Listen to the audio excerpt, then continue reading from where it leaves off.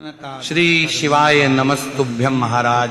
जैसा कि आप सभी जानते हैं कि अभी चैत्र नवरात्रि के बहुत ही पवित्र दिन चल रहे हैं और आज हम बात करने वाले हैं कन्या पूजन के बारे में कि आखिर हमें कन्या पूजन कब और कैसे करना है, कन्या पूजन किस दिन करना सही रहेगा, साथ ही कन्या पूजन में कितनी कन्याओं को बुलाएं और कितनी उम्र की कन्याएं बुलाएं, और सबसे मुख्य सवाल की कन्याएं न मिले तो क्या करें। तो महाराज इन्हीं सभी सवालों के जवाब आपको आज की इस वीडियो में मिलने वाले हैं। लेकिन उससे पहले वीडियो को लाइक करें, चैनल को सब्सक्राइब करें और कमेंट बॉक्स में जय माता दी जरूर लिखें। तो महाराज सबसे पहले तो बात करते हैं कि आखिर हमें कन्या पूजन करना कब है। तो महाराज कन्या पूजन वैसे तो नवरात्रि के 9 दिनों में किसी भी दिन किया जा सकता है, लेकिन अधिकांश लोग अष्टमी और नवमी तिथि पर ही कन्या पूजन करते हैं। ऐसे में इस बार चैत्र नवरात्रि की अष्टमी तिथि 25 मार्च की दोपहर में 1:50 से शुरू होगी और इसकी समाप्ति 26 मार्च को दोपहर 11:49 पर होगी।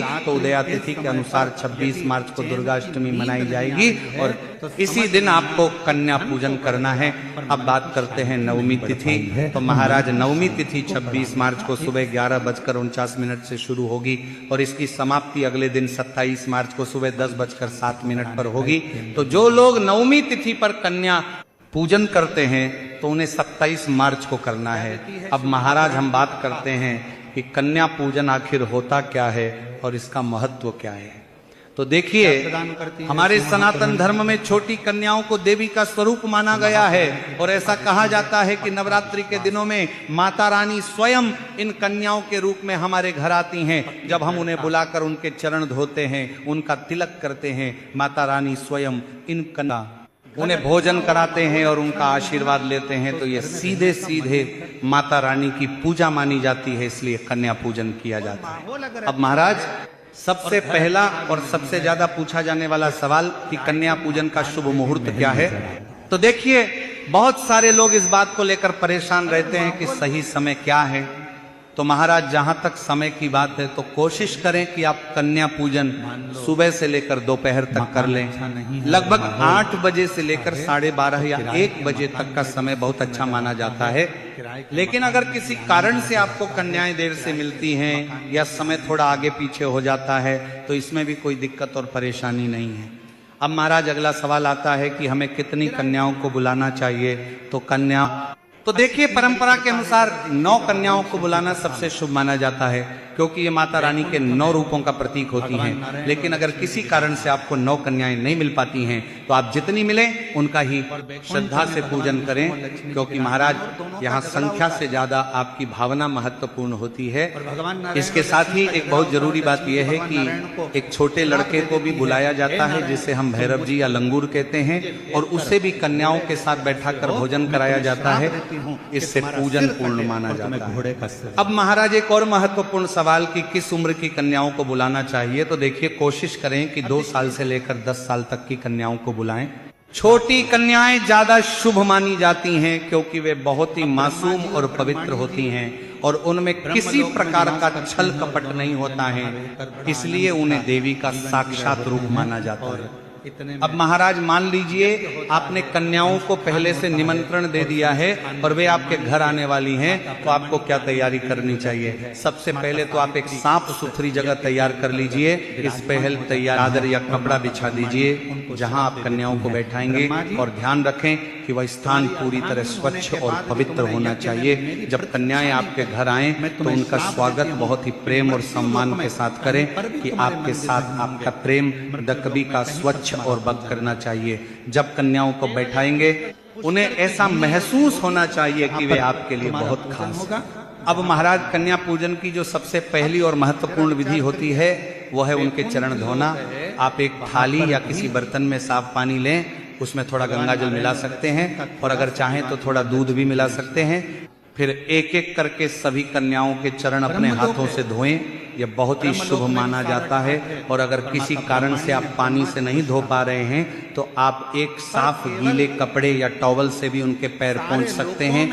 इसके बाद उनके पैरों में आप आलता या महावर लगा सकते हैं, जो बहुत शुभ होता है और देवी स्वरूप का सम्मान दर्शाता है।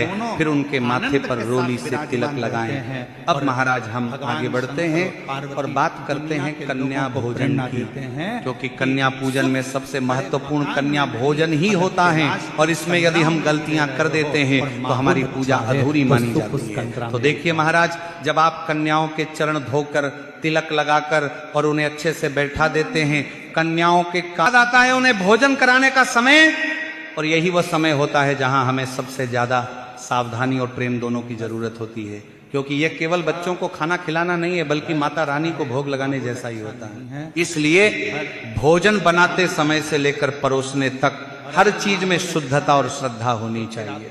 सबसे पहले तो आपको यह ध्यान रखना है कि जो भी भोजन आप बना रहे हैं वह पूरी तरह सात्विक होना चाहिए। उसमें लहसुन और प्याज का बिल्कुल भी प्रयोग नहीं होना चाहिए, क्योंकि ये तामसिक माने जाते हैं और पूजा के भोजन में इनका प्रयोग करना सही नहीं माना जाता है। साथ ही भोजन बनाते समय आपके मन में भी अच्छे विचार होने चाहिए।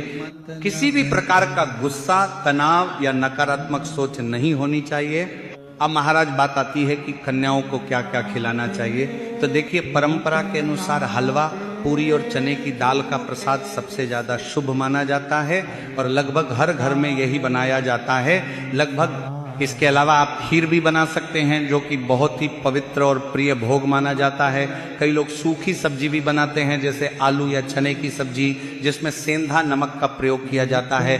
आप भी अपनी सुविधा के अनुसार ये सब बना सकते हैं, लेकिन ध्यान रखें कि भोजन स्वादिष्ट, ताजा और प्रेम से बनाया हुआ होना चाहिए। इसी के साथ जब आप कन्याओं को भोजन परोसें तो बहुत ही आदर और प्रेम के साथ परोसें। उन्हें ऐसा महसूस होना चाहिए कि वे आपके लिए बहुत खास हैं। आप बार बार उनसे पूछते रहें कि उन्हें और कुछ चाहिए या नहीं, और अगर उन्हें किसी चीज की जरूरत हो तो तुरंत उन्हें दें। कभी भी ऐसा ना हो कि उन्हें कुछ मांगना पड़े। आपको पहले से ही ध्यान रखना है कि उनकी थाली पूरी तरह से सजी हो और उन्हें किसी प्रकार की कमी महसूस ना हो। एक बहुत जरूरी बात यह है कि कन्याओं को कभी भी जल्दी जल्दी में भोजन नहीं कराना चाहिए। उन्हें आराम से और खुशी खुशी खाने दें, क्योंकि जब वे प्रसन्न होकर भोजन करती हैं तभी माता रानी भी प्रसन्न होती हैं। अगर आप उन्हें जल्दी करने को कहेंगे या उन पर दबाव डालेंगे तो यह ठीक नहीं माना जाता है। अब महाराज, जब कन्याएं भोजन कर लेती हैं तो उसके बाद का चरण भी उतना ही महत्वपूर्ण होता है। भोजन के बाद आप उन्हें पानी दें, उनके हाथ धुलवाएं और फिर उन्हें थोड़ी देर आराम से बैठने दें। इसके बाद आपको उन्हें भेंट या दक्षिणा देनी होती है, जो कि कन्या पूजन का एक बहुत ही आवश्यक हिस्सा है। तो महाराज अब बात करते हैं कि दक्षिणा में क्या देना चाहिए। तो देखिए, आप अपनी श्रद्धा और क्षमता के अनुसार कुछ भी दे सकते हैं, लेकिन कुछ चीजें ऐसी होती हैं जो बहुत शुभ मानी जाती हैं। जैसे अनाज आप एक छोटी सी पोटली में गेहूं या चावल रखकर प्रत्येक कन्या को दे सकते हैं।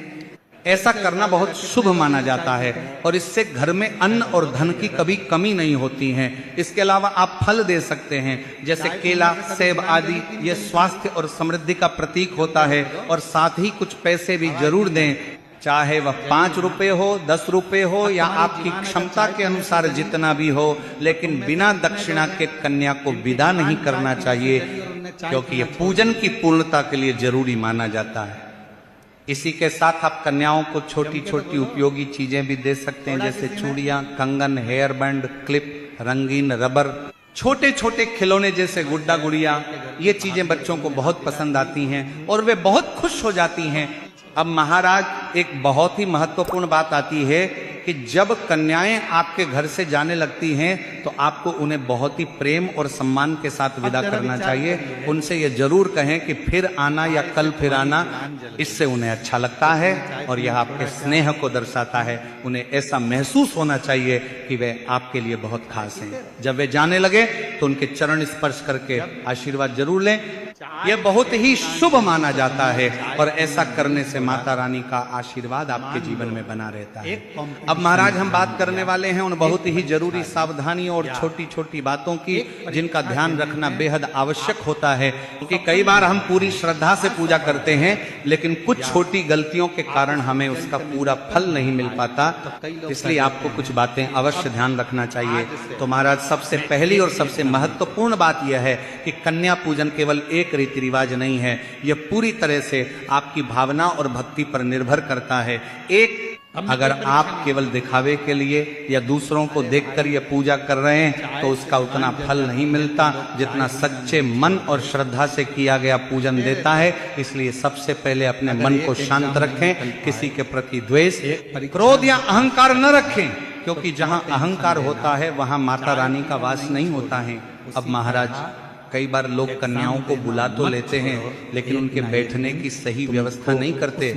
ये एक बहुत सामान्य लेकिन बड़ी गलती है। आपको पहले से ही एक साफ सुथरी और आरामदायक जगह तैयार करनी चाहिए जहां वे आराम से बैठ सकें, और कोशिश करें कि सभी कन्याएं एक साथ बैठें ताकि आप उन्हें एक समान सेवा दे सकें। एक और बात जो अक्सर देखने को मिलती है कि लोग चरण धोने में लापरवाही करते हैं। कुछ लोग केवल थोड़ा सा पानी डालकर औपचारिकता पूरी कर लेते हैं, लेकिन ऐसा नहीं करना चाहिए। जब आप उनके चरण धोते हैं तो पूरे ध्यान और श्रद्धा के साथ धोएं, क्योंकि यही वो क्षण होता है जब आप माता रानी की सेवा कर रहे होते हैं। अब महाराज, बात आती है भोजन की।